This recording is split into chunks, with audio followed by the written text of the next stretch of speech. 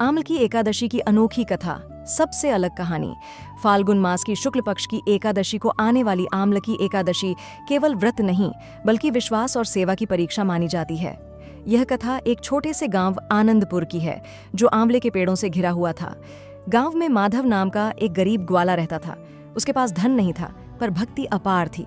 हर साल आमल की एकादशी पर पूरा गांव बड़े आंवले के वृक्ष के नीचे भगवान विष्णु की पूजा करता, भजन गाता और दीप जलाता।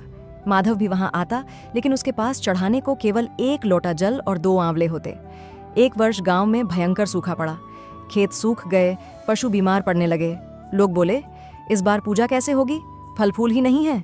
कई अमीर लोगों ने कहा, जब साधन नहीं तो पूजा भी नहीं। लेकिन माधव ने कहा, पूजा साधन से नहीं, श्रद्धा से होती है। एकादशी के दिन वह सुबह सुबह जंगल गया। बड़ी कठिनाई से उसे एक छोटा सा हरा आंवला मिला। उसने वहीं एक फल और जल लेकर आंवले के वृक्ष के नीचे दीप जलाया और प्रार्थना की, हे नारायण, जैसे यह आंवला खट्टा होकर भी स्वास्थ्य देता है, वैसे ही हमारे जीवन की कठिनाइयां भी हमें मजबूत बना दें। उसकी सच्ची प्रार्थना सुनकर वहां एक तेजस्वी वृद्ध ब्राह्मण प्रकट हुए। उन्होंने कहा, माधव, तूने धन नहीं, हृदय चढ़ाया है, यही सच्ची आमल की एकादशी है। इतना कहकर वे अदृश्य हो गए। अगले ही दिन गांव में बादल छा गए और जोरदार वर्षा हुई। सूखे खेत फिर से हरे हो गए। लोगों को समझ आया कि सच्ची पूजा बाहरी दिखावे से नहीं, सच्चे मन से होती है। तभी से आनंदपुर में नियम बना, आमल की एकादशी पर हर व्यक्ति कम से कम 1 आंवला और 1 दीप श्रद्धा से चढ़ाएगा, चाहे वह अमीर हो या गरीब। आप सभी को आमल की एकादशी की हार्दिक शुभकामनाएं। राधे राधे जी।